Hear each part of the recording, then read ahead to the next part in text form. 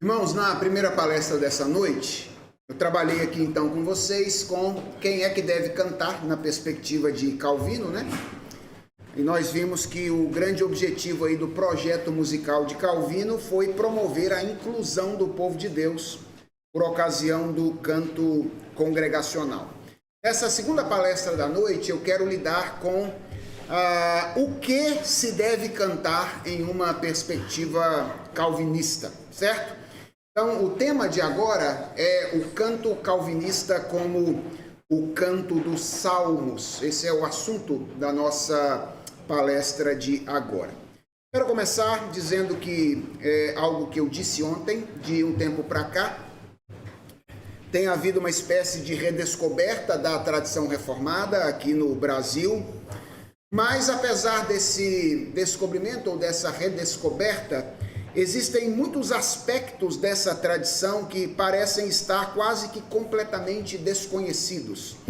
E um desses aspectos é a contribuição reformada para a liturgia, mais especificamente para o canto congregacional, e no meio disso tudo está a questão acerca da qual nós vamos conversar hoje, que é a questão da salmodia. Então, sem dúvidas, a salmodia é uma das questões mais importantes da tradição reformada em termos de contribuição litúrgica e é uma das maiores contribuições da tradição reformada ao debate litúrgico e à prática litúrgica ao longo da história. Eu não sei se você sabe disso, mas a salmodia é uma das maiores contribuições reformadas à história da liturgia cristã. E existem duas coisas que, na minha opinião, são evidência disso.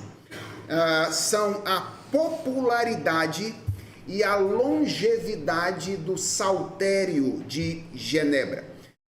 Deixa eu citar aqui um parágrafo grande que está no livro que eu e João escrevemos, no qual, citando alguns autores e combinando algumas informações, que por uma questão de cadência retórica, eu não vou ficar mencionando quais são os autores aqui, nós dizemos o seguinte: em 1561, após o término de sua elaboração, os ministros da cidade organizaram aquele que seria um dos mais ambiciosos projetos de publicação experimentados até então no século XVI.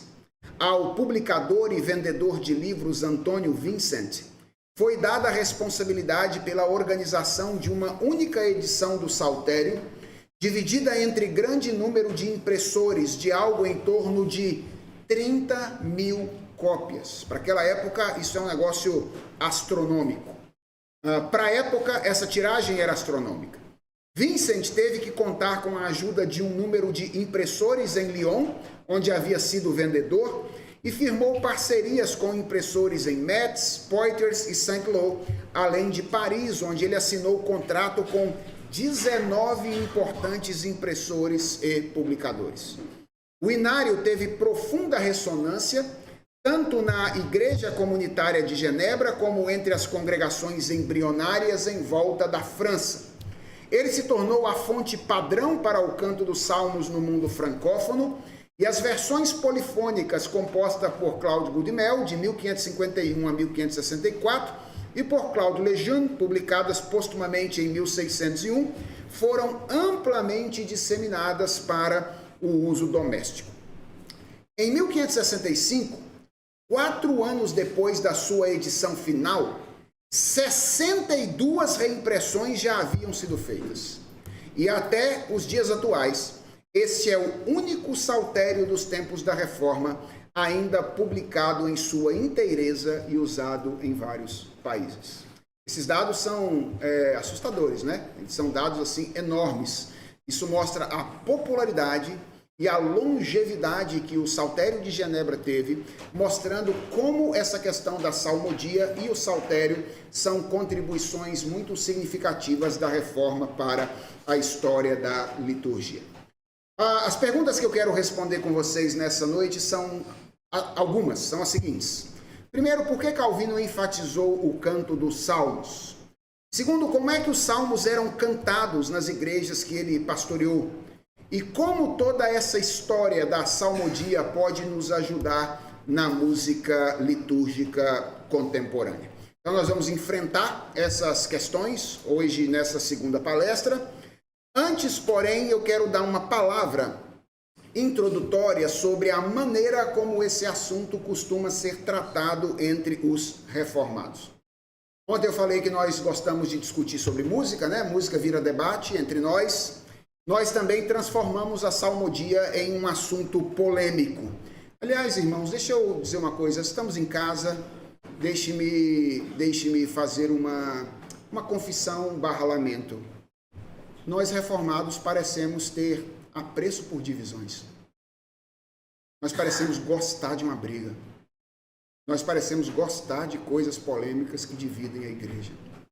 Nós precisamos aprender a ser menos divisionistas quando nós estamos debatendo coisas. Debates são legítimos.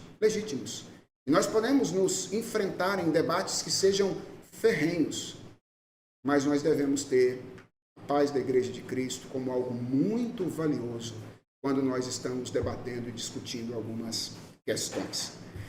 Então, salmodia é uma questão polêmica no ambiente da igreja. Quem tem apreço pela salmodia geralmente deseja impô-la algumas vezes sob o argumento da sua obrigatoriedade ou sob o argumento da sua exclusividade. E isso faz com que quem já não tem lá muito apreço pela prática tenha menos apreço ainda pela prática da salmodia, a partir dessa maneira mais intransigente com que algumas pessoas acabam lidando com essa questão. E o que eu penso sobre isso é que nós devemos lamentar esse fato. Por quê? Porque como eu pretendo mostrar hoje para vocês, a conversa a respeito deste assunto entre os reformadores, especialmente nos textos de João Calvino, não girava fundamentalmente em torno da obrigatoriedade ou da exclusividade do canto dos salmos. Ele girava muito mais em torno do valor e do benefício de se cantar a palavra do Senhor. Veja, se você tem ideia do que é essa polêmica, eu espero em Deus que você hoje ouça uma abordagem diferente dessa questão, que não enfatiza a natureza polêmica dessas discussões. Se você não tem a mínima ideia do que eu estou falando, então talvez seja melhor assim, porque você vai me ouvir desarmado e aí você vai conseguir refletir e lidar com os meus argumentos sem um ponto de partida já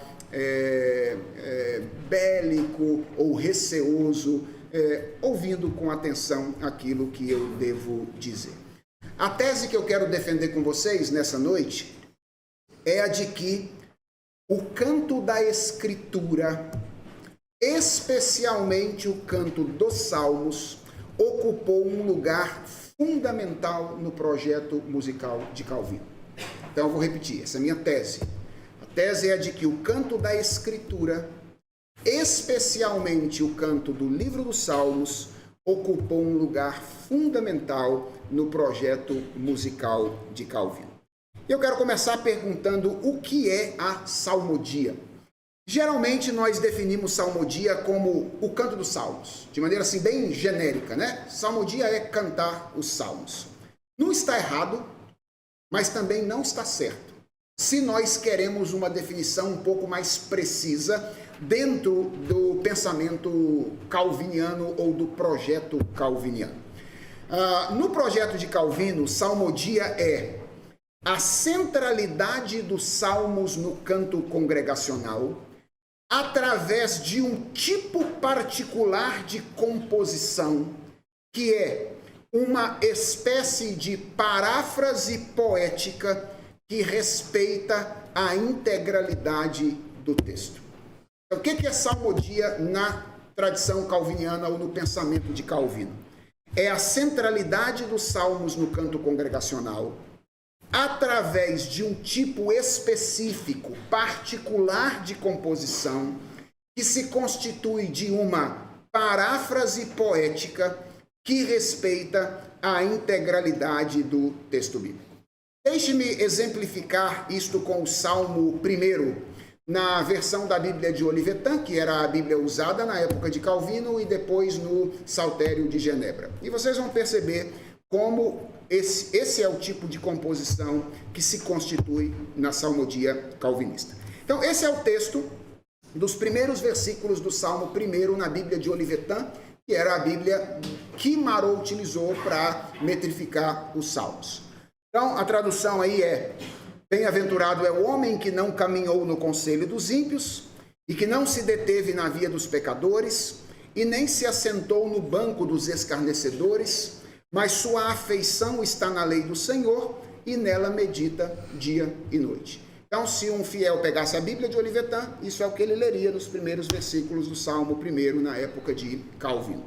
Aqui nós temos os mesmos versos metrificados no Saltério de Genebra.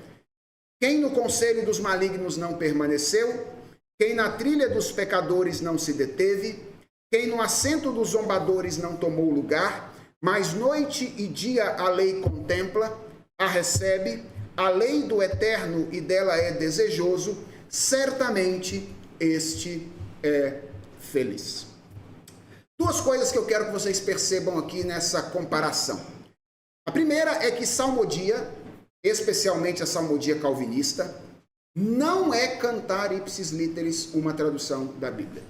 Não é cantar ipsis literis uma tradução da Bíblia. É cantar uma composição na qual existe liberdade poética. No exemplo mencionado aqui, o exemplo do Salmo 1, veja que além de não seguir as palavras exatas que foram usadas por Olivetan lá na tradução, o poeta, ele promove uma clara inversão fraseológica. A frase que abre o salmo, que é a declaração de bem-aventurança, lá no texto bíblico, aqui na poesia ela fecha essa estrofe do salmo. Então veja como é que há liberdade na manipulação das frases, das palavras, da tradução, das informações do salmo, por ocasião da salmodia calvinista. Ao mesmo tempo, a salmodia, pelo menos a salmodia calvinista, não é cantar apenas uma composição livre que foi inspirada no texto dos Salmos. Não é apenas isso.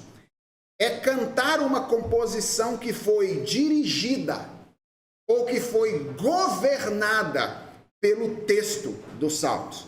Veja que nesse exemplo que eu mencionei, embora as palavras possam ser diferentes, embora frases possam ser trocadas de lugar, todas as sentenças do texto estão na poesia musical e estão presentes no salmo que é metrificado.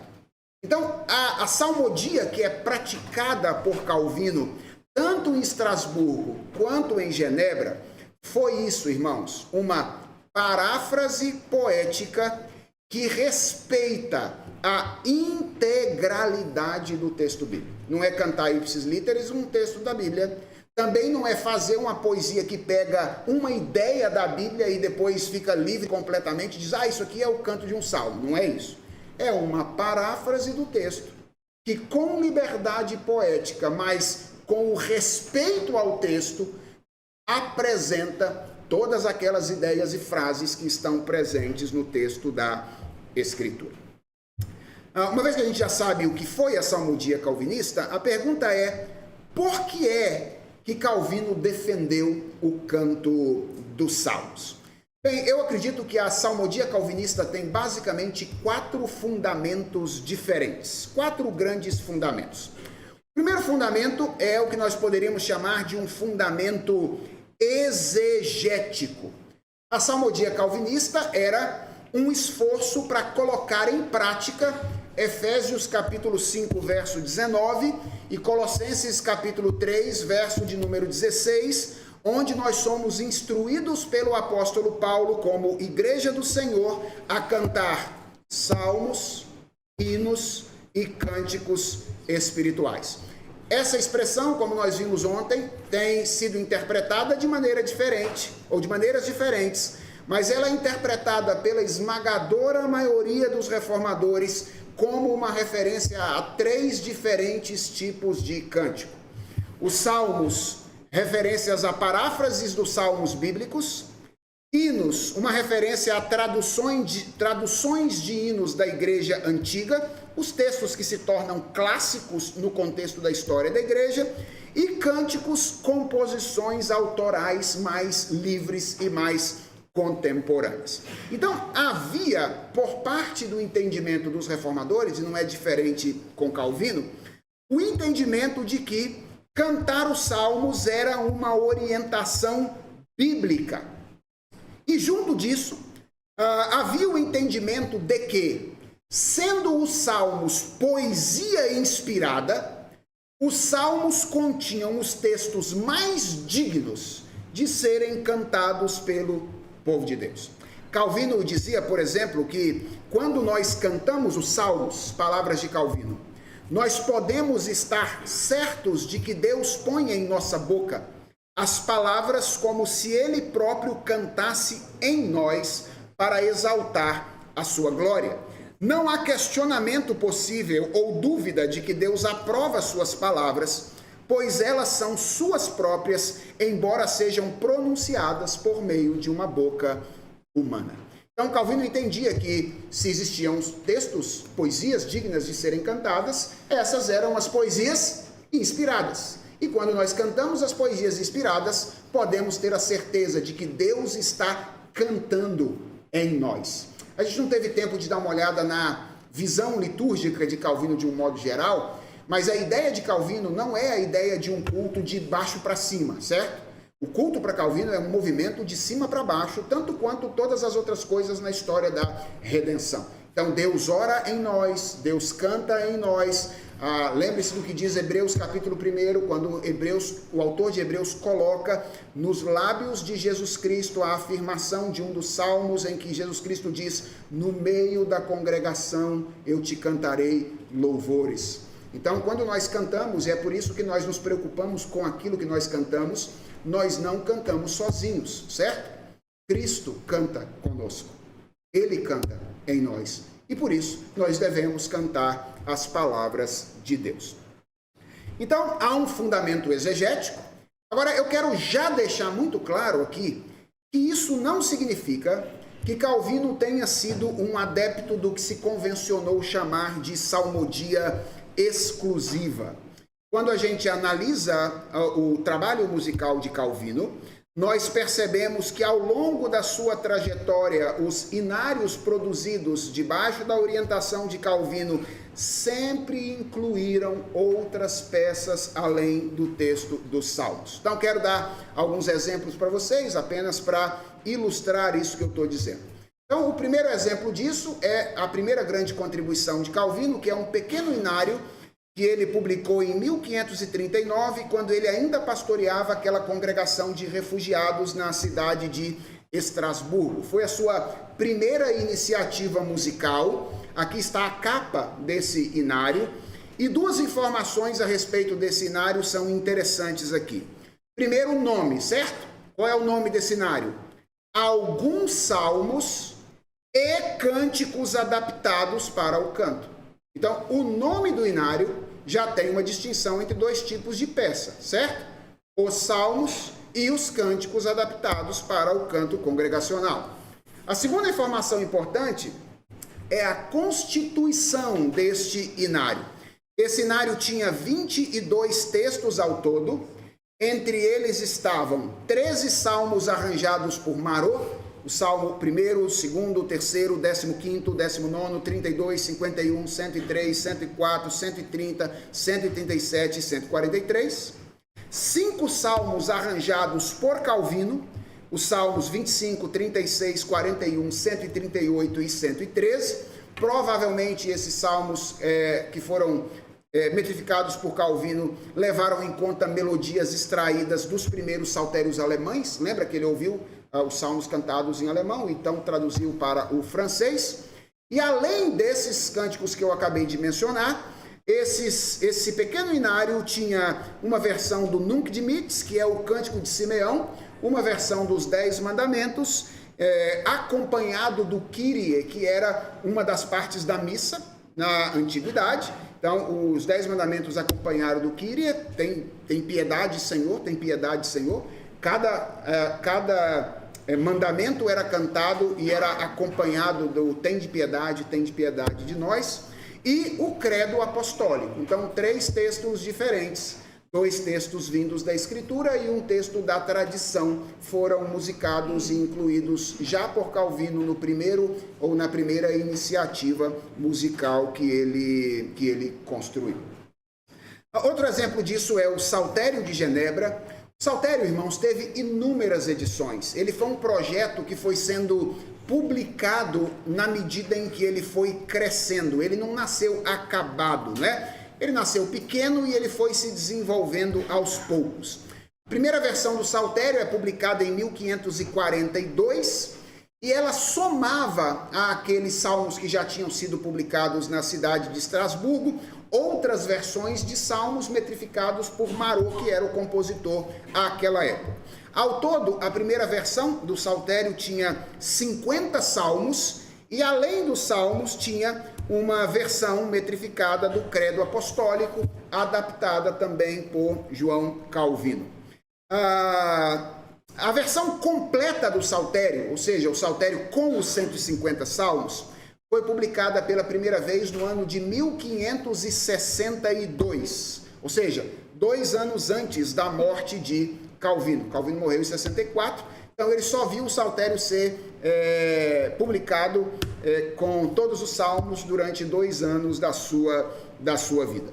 Essa versão já não contava mais com o credo apostólico, ele já não estava mais na versão final, mas ali estavam 2 outros textos, uma versão dos 10 mandamentos e uma versão do Nunc Dimittis, que é o Cântico de Simeão.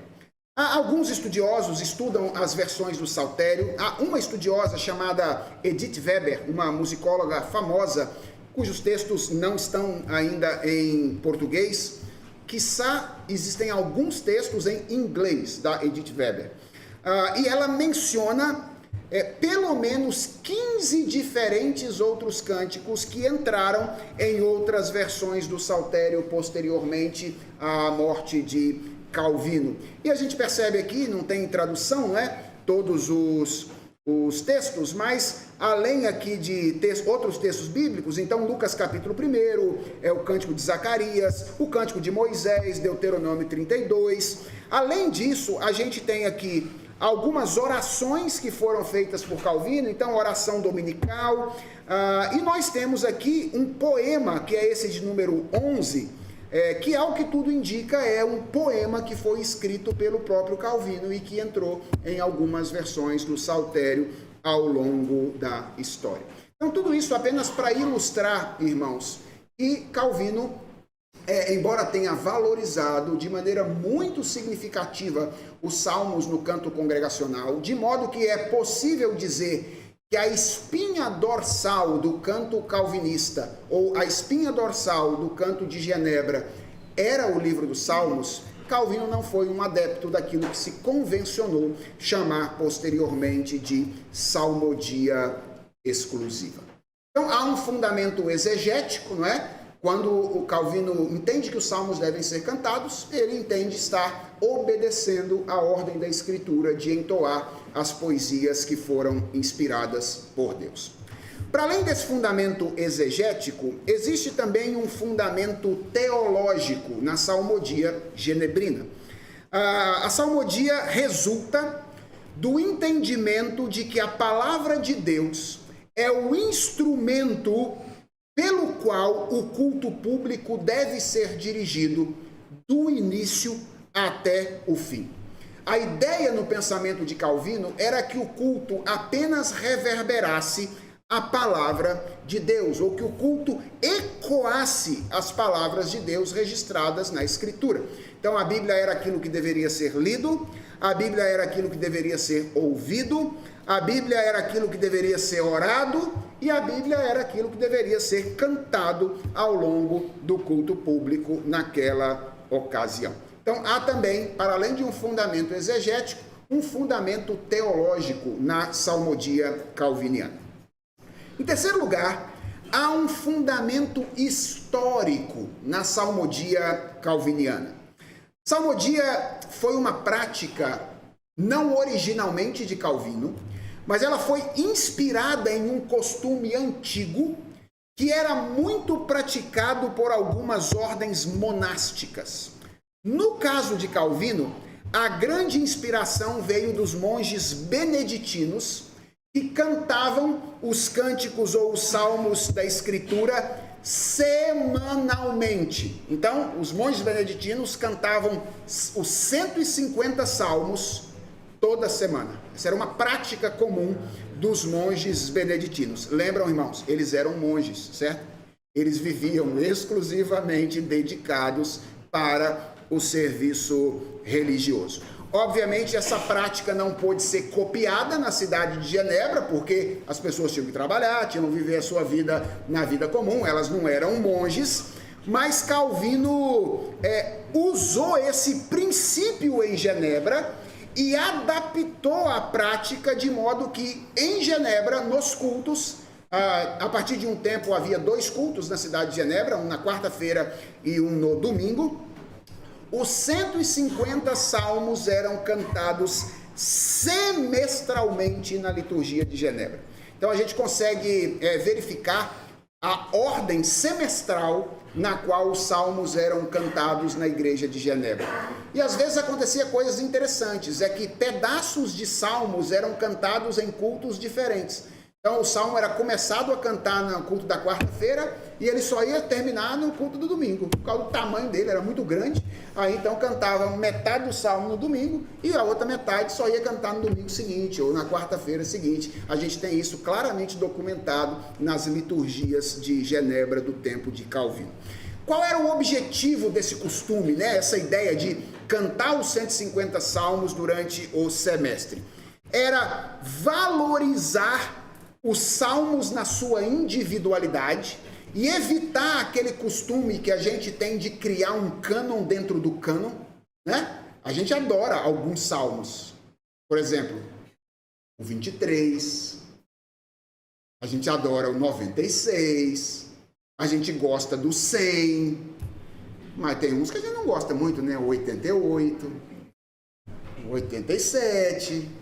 Esse a gente não gosta muito, a gente prefere o 23 ao 88.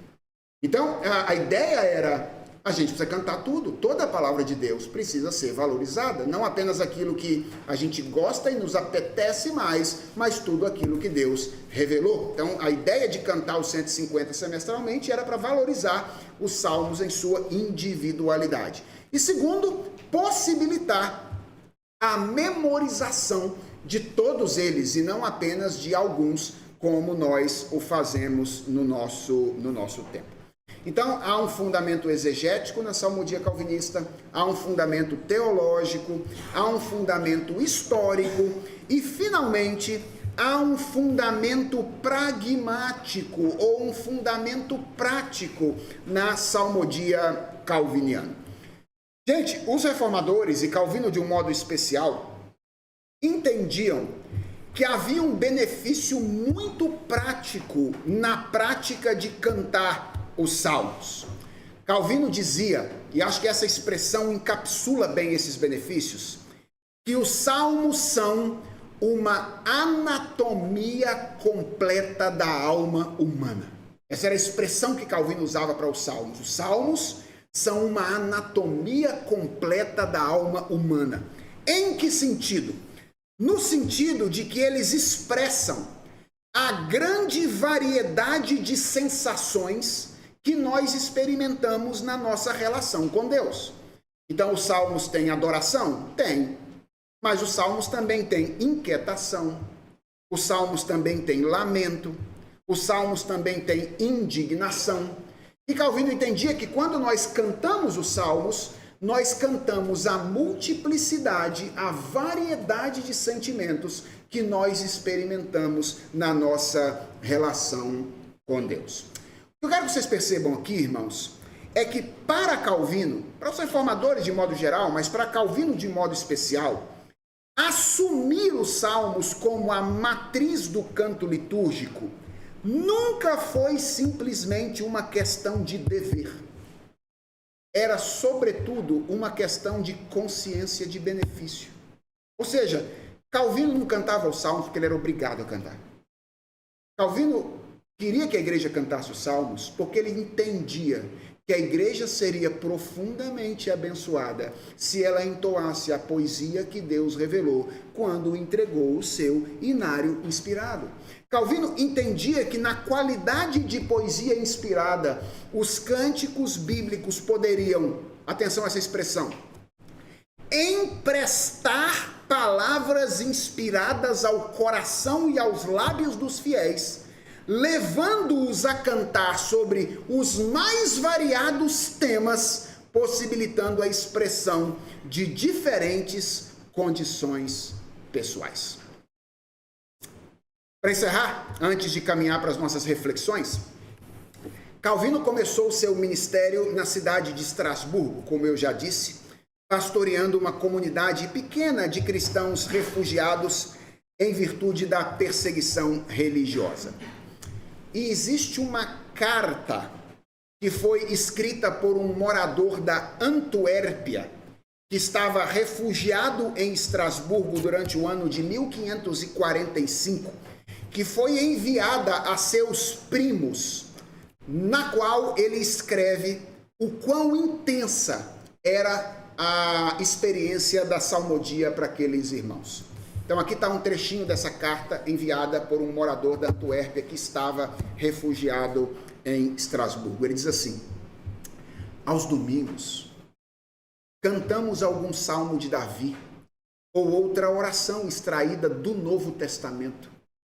Aquele salmo ou oração se canta por toda a assembleia, tanto homens quanto mulheres, com um belo acordo, algo bonito de se presenciar. Você deve imaginar cada um tendo um inário em sua mão, daí porque eles não perdem contato entre si. Nunca pensei que pudesse ser tão agradável e delicioso como é. Inicialmente, por 5 ou 6 dias, enquanto olhava para este pequeno grupo, daqueles expulsos de seu país por haverem defendido a honra de Deus e seu evangelho, eu comecei a chorar. Não ao ponto da tristeza, mas de alegria por ouvi-los cantar de bom grado. E enquanto cantavam, rendiam graças ao Senhor, que se agradou em colocá-los num lugar onde seu nome era honrado e glorificado. Jamais uma criatura poderia crer na alegria experimentada por alguém em cantar os louvores e maravilhas do Senhor em língua materna, como alguém os canta aqui. Bonito isso, né? Os refugiados reunidos naquela assembleia, entoando salmos, expressando a sua condição e causando esse impacto belíssimo. E a maneira como os salmos eram cantados era de fato significativa. Não há nada muito claro quanto ao estilo musical nos textos de Calvino. O que há de mais parecido é uma expressão que Calvino usa quando ele diz que os salmos deveriam ser cantados com peso e majestade. Essa é a expressão que ele usa.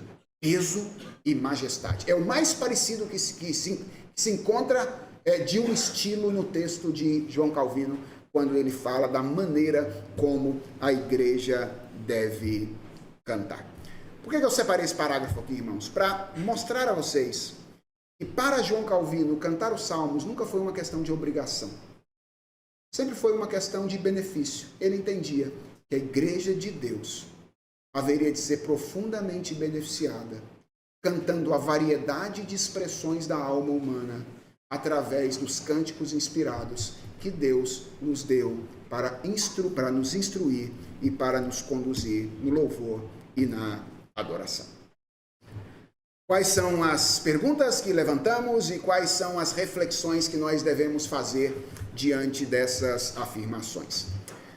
Bem, gente, embora a salmodia seja a grande contribuição da tradição calviniana à história da liturgia, e embora a presença calvinista no Brasil já se conte aí cerca de 160 anos, se a gente considerar a chegada do primeiro grande missionário reformado ao nosso país, não é? A verdade é que a prática da salmodia nunca se estabeleceu no nosso país, não é? Aqui no Brasil nós nunca elaboramos um saltério, exceto iniciativas pontuais de algumas pessoas ao longo da história, mais isoladas, mas denominações reformadas no Brasil nunca se preocuparam em elaborar um saltério. O mais parecido com isso que nós tivemos na nossa história no Brasil foi um inário antigo, cujo nome era Salmos e Hinos. Foi o mais parecido de um saltério que nós tivemos aqui na nossa terra. Mas a versão maior dos Salmos e Hinos tinha 255 hinos. Vocês têm ideia de quantos desses eram salmos e quantos eram hinos? 230 eram hinos e apenas 25 eram salmos. Então a proporção era muito pequena, contando aí a quantidade que se tinha. O inário atual da maior denominação reformada no Brasil, que é a nossa denominação, a Igreja Presbiteriana do Brasil, tem um pouco mais de 400 hinos, certo? Porque tem alguns que são meio dobrados ali, né? Então tem o 110, o 110A e etc. Então, mais ou menos 400 hinos. Vocês têm ideia de quantas paráfrases de salmos nós temos no Inário Novo Cântico? Alguma ideia? Se a gente contar aqueles que são parcialmente salmos, nós temos 11 paráfrases de salmos no meio dos 400 hinos que compõem o nosso inário. Vejam, por que eu estou levantando essas afirmações aqui? Ou essas informações aqui? Irmãos, de modo nenhum, o meu objetivo é desmerecer o trabalho de irmãos do passado que fizeram um esforço descomunal para que a igreja brasileira cantasse boas canções. Nós devemos louvar a Deus muito, nós devemos louvar muito a Deus pela vida desses irmãos, pela vida de tanta gente que Deus usou e que ainda hoje Ele usa, que tem se esforçado para que a igreja cante a palavra do Senhor. O meu objetivo ao levantar essas informações é apenas dizer que nós reformados brasileiros parecemos ter promovido uma inversão na ordem em que cânticos bíblicos e cânticos autorais eram cantados na nossa tradição. Vejam, qual é o meu ponto? Os nossos pais reformados, eles cantavam muitas paráfrases da Escritura, eles cantavam alguns textos confessionais e eles cantavam alguns cânticos autorais. Nós cantamos o quê? Nós cantamos majoritariamente cânticos autorais, pouco ou nenhum texto confessional, pouca ou nenhuma paráfrase da Escritura. Em outras palavras, o que isso significa? Que nós cantamos mais a nossa hermenêutica da Escritura do que a Escritura propriamente dita. Certo? Nós cantamos mais a nossa interpretação do texto bíblico do que nós cantamos o texto bíblico propriamente. E isso tem um efeito colateral. Querem ver? Tragam à memória rapidamente um cântico congregacional cujo tema seja a luta humana contra o sentimento de ausência divina em meio de circunstâncias adversas. Rápido, traga à memória um cântico cujo tema seja esse sentimento de ausência divina no meio de uma circunstância adversa. Talvez você consiga se lembrar de um ou dois, certo? Talvez você consiga. Conseguiu se lembrar de algum? Então, tente se lembrar agora de um cântico que descreve a luta humana contra a inveja que nós sentimos dos ímpios em virtude da aparente prosperidade deles. Tente encontrar um cântico. Agora, deixa eu fazer uma pergunta para você. Essas coisas não fazem parte da sua relação com Deus? Sentir que Deus está longe de você em alguns momentos da vida? Sentir inveja dos outros porque os outros parecem ir bem e você só se lasca? Isso não faz parte da sua relação com Deus? Não é parte da sua vida esse negócio? Traga então à sua memória cânticos que falem da sua experiência de ira ou da sua experiência com a ira de Deus. Traga à sua memória um cântico que fale sobre isso, sobre a ira de Deus. O tema é a ira de Deus manifesta sobre a ira temporária de Deus, a justiça de Deus temporária de Deus manifesta sobre você. Irmãos, todas essas coisas fazem parte da nossa experiência com Deus. E tudo isso é mapeado pela Escritura Sagrada. Mas veja bem, é bem provável que você tenha tido muita dificuldade para se lembrar de um cântico cujos temas são esses. Por que isso acontece, gente? Ora, porque há uma inclinação monotemática no canto congregacional contemporâneo. Há uma inclinação monotemática. E isso é triste. Sabe por que isso é triste? Porque muito de técnica musical foi aprendido de Calvino até os dias de hoje.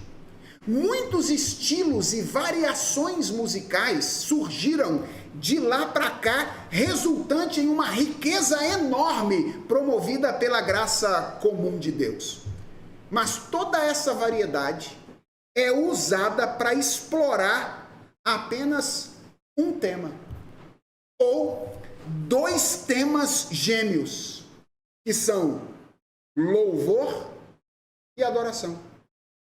A gente só canta isso hoje em dia, louvor e adoração, que embora sejam temas importantes, eles não exaurem a totalidade da nossa relação com Deus. O que eu estou querendo dizer, irmãos? Que tem música demais para tema de menos no nosso país.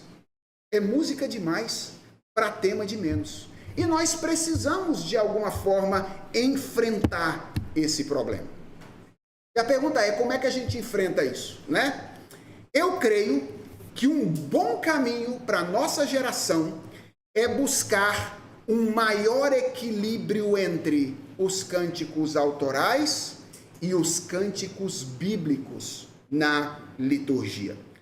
Eu não creio, irmãos, que nós devemos deixar de cantar cânticos autorais. Pelo contrário, eu acredito que nós devemos continuar cantando as boas canções que os nossos irmãos têm composto para a edificação da igreja. Mas nós devemos fazer isso sem deixar de cantar do modo mais próximo possível do texto a palavra do Senhor. Então nós já daremos um passo, ou já teremos dado um bom passo, se nós buscarmos um maior equilíbrio entre o canto da nossa hermenêutica da Escritura e o canto da própria Escritura. E posso dizer uma coisa a vocês? A gente não precisa começar do zero, como Calvino não começou do zero. Calvino começou, de alguma maneira, buscando inspiração naquilo que já existia. Sabe qual foi o modelo que Calvino usou para começar a realizar o saltério? Catalogação do que já existia. Ele ia olhando para as igrejas que cantavam em outros idiomas, e o que ele fazia? Traduzia os salmos para serem cantados na sua própria língua. Ele ia se apropriando daquilo que já existia e introduzindo no saltério, até que ele então teve condições de ter músicos e poetas ao seu lado para ajudá-lo a compor o saltério de Genebra. Então, a gente não precisa começar do zero. Existem muitas coisas belas que já estão produzidas e que a gente pode cantar. Por exemplo, existe uma versão do Salmo de número 121 para o canto coral, escrito pelo Allen Pott. Lembram dessa versão? Eleva os meus olhos aos montes, meu auxílio de onde virá? Tem a versão do Salmo 142 do Inário Cantor Cristão. Com a minha voz clamo ao Senhor, com a minha voz ao Senhor suplico, diante dele a queixar-me eu estou, diante dele exponho a minha aflição. Você tem versões mais contemporâneas, como por exemplo aquelas que compõem o disco 3 de Louvor 3 de Vencedores. É verdade que é difícil considerar salmodia no sentido radical da palavra, porque muitos são trechinhos muito curtinhos de salmos. Mas por que não? Compositores não podiam partir desses trechos curtos e ampliar para que o salmo pudesse ser cantado com maior extensão. Em Genebra, os salmos não eram cantados todos no mesmo culto integralmente. Eles eram cantados, às vezes, parcialmente, embora nos cultos seguintes o restante deles seria cantado. Então, parece que não seria um grande problema, à luz da salmodia calvinista, cantar um cântico, um salmo pela metade em um culto e terminar de cantá-lo posteriormente. Então, esse é um exemplo de como é que coisas mais recentes podem ser úteis no sentido de nos ajudar a, por meio de um processo de catalogação, equilibrar aquilo que nós cantamos na nossa igreja. E a segunda coisa que eu acho que nós precisamos fazer é estimular os músicos das nossas igrejas a servir a igreja, musicando paráfrases de textos bíblicos, especialmente os salmos. Eu não acho que esse seja um trabalho solitário. Eu acho que isso é um trabalho para uma comunidade de compositores. Eventualmente, a nossa denominação poderia, quem sabe, pegar muitos compositores hábeis que existem no nosso meio para dizer para eles, olha, nós gostaríamos de cantar em versões saudáveis, contemporâneas, a palavra de Deus. Portanto, trabalhem juntos, sirvam a comunidade de fé de vocês, coloquem música em paráfrases da Escritura, para que a gente possa cantar não apenas a nossa hermenêutica bíblica, mas também o texto da palavra do Senhor. Eu termino falando um pouquinho daquilo que temos feito lá na nossa igreja. Hoje nós temos um projeto musical lá na nossa igreja. Nós temos a facilidade de termos sermões em série, o que facilita bastante o nosso trabalho. Também temos a facilidade de termos os textos que serão pregados escolhidos com 1 ano de antecedência. Então a gente trabalha com 1 ano de planejamento de sermões, o que nos dá 1 ano de antecedência para olhar para as liturgias, de modo que o nosso projeto musical escolhe música semestralmente. Então, geralmente os músicos da nossa igreja, eles recebem no início de um semestre todos os cânticos que serão entoados durante aquele semestre. Então, os músicos da minha igreja sabem quais são todos os cânticos que serão entoados até o final de junho deste ano, quando eles receberão os cânticos que serão entoados no segundo semestre. Em geral, nós temos 4 cânticos por culto na nossa igreja e nós temos uma estrutura que a gente tem utilizado com a finalidade de regular, de alguma forma, o nosso projeto e o nosso canto. Então, um dos nossos objetivos tem sido de ampliar o nosso repertório de cânticos bíblicos, cânticos mais literais possíveis do texto sagrado. Então, um desses cânticos, em geral, vem sempre da Escritura. Então, todos os domingos, a gente tem o projeto de ver a igreja cantar um texto da Escritura Sagrada. Às vezes é um salmo, outras vezes é um outro texto da Escritura, Romanos, capítulo 11, e 1 de João, e etc. Textos que estão já musicados. Algumas vezes os nossos músicos se põem a compor. Então, nós já temos uma pequena versão do Salmo 42, que é escrita por músicos da nossa igreja. Um outro cântico é sempre um hino da nossa tradição hinológica. Então, um hino do nosso inário. Porque nós temos uma história, certo? Nós temos uma história. E nós não queremos ser revolucionários. Não queremos abandonar a nossa história. Nós temos uma história musical, valorizamos a nossa história musical. Então, um dos cânticos é sempre um hino que é entoado pela nossa igreja. O terceiro cântico é sempre o que eu chamo de um cântico contemporâneo de estrutura hímnica. O que é isso?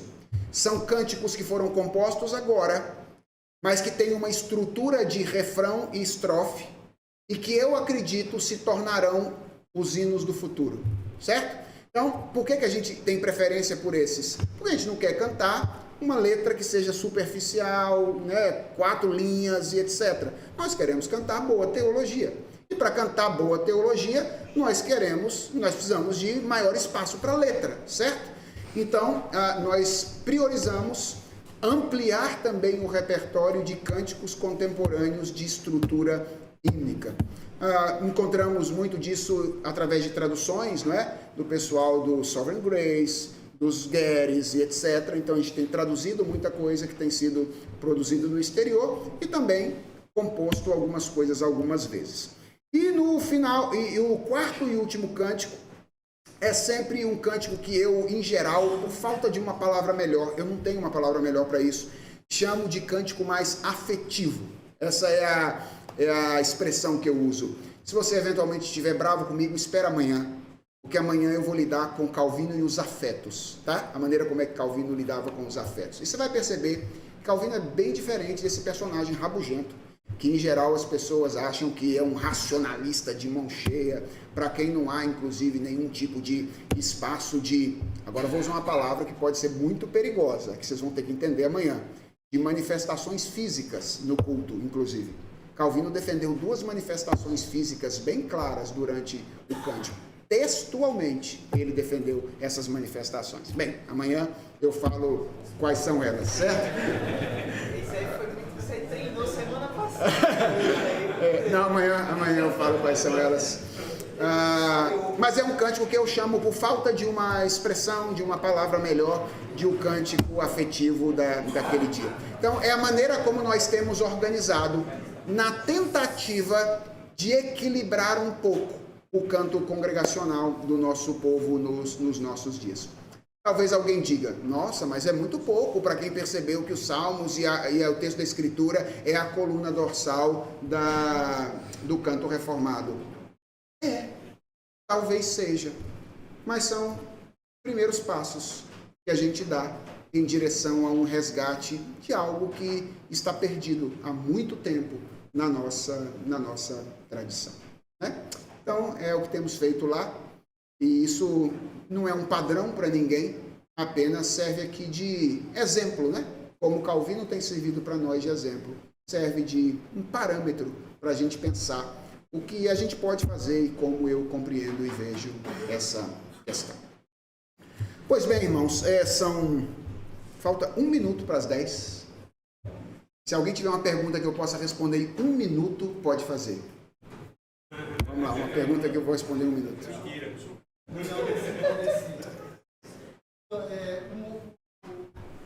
A música ela tem um momento específico.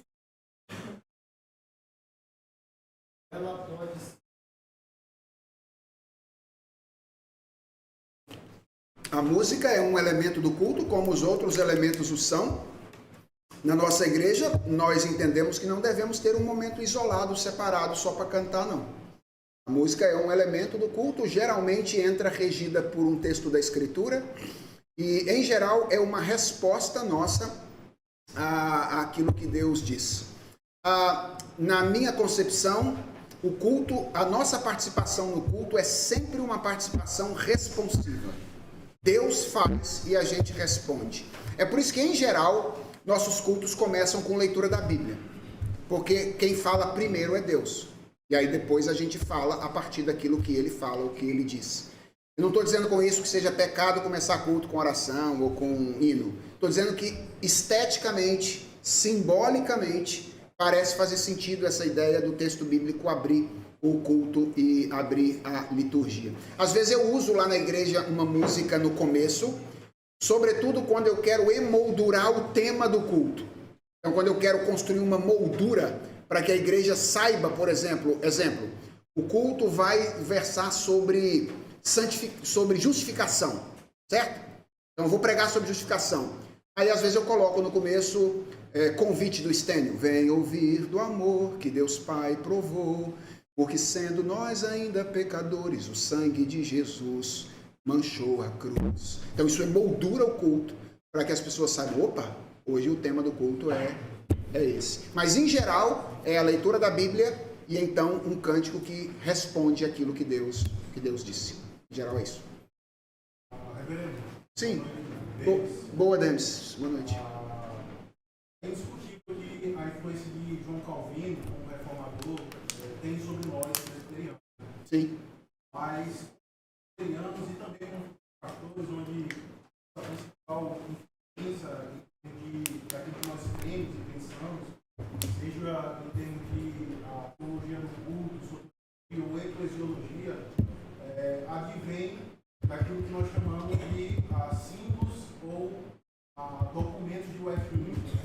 parece que quando nós nos aproximamos dele, uma posição com relação ao canto dos salmos é destacada em detrimento de hinos e cantos de autonomias pessoais, né? Que foi o que o Senhor.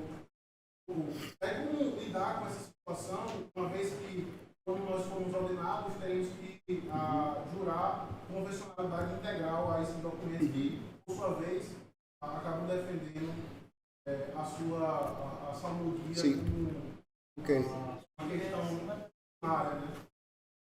Não entendi. Quem fez algum comentário aqui? Não, né? Ok. É bom lembrar que os nossos documentos litúrgicos, o nosso documento litúrgico não é o Diretório de Westminster, né? A nossa denominação não recebeu o Diretório de Westminster como um documento confessional. Não, eu me refiro à confissão e aos catecismos. Ok. Aí nós precisamos tentar entender o uso que a confissão e os catecismos fazem da palavra salmos. E eu creio que, se você já estudou esse assunto, você sabe que esse assunto não é um assunto unívoco entre os estudiosos. Então, há estudiosos que entendem que a referência a salmos lá é uma referência aos salmos bíblicos, e há outros estudiosos que entendem que é uma referência a cânticos de um modo geral. E esses, inclusive, têm bons argumentos de que há grafias diferentes em letras maiúsculas e minúsculas no período da Reforma e nos documentos confessionais. Então, veja, o meu ponto é que não me parece que essa seja uma questão de fácil interpretação nos nossos símbolos de fé. Esse é um ponto que eu acho no qual nós podemos discordar na maneira como nós interpretamos o nosso documento confessional. Nem tudo é tão claro quanto nós gostaríamos que fosse. Então eu acho que é legítimo, é possível alguém ser um pastor presbiteriano, subscrever os símbolos de fé de Westminster, entender como um reformado que os salmos e o texto da Escritura devem ser a coluna dorsal do culto público e do canto congregacional, ao mesmo tempo em que ele admite a possibilidade de cânticos autorais. Eu creio que isso não é um contrassenso, e não creio que isso é um ato de hipocrisia. Eu acho que é um ato legítimo de alguém que está interpretando de uma maneira diferente de uma outra pessoa um texto confessional. Okay? É a minha posição a respeito deste assunto. Sim?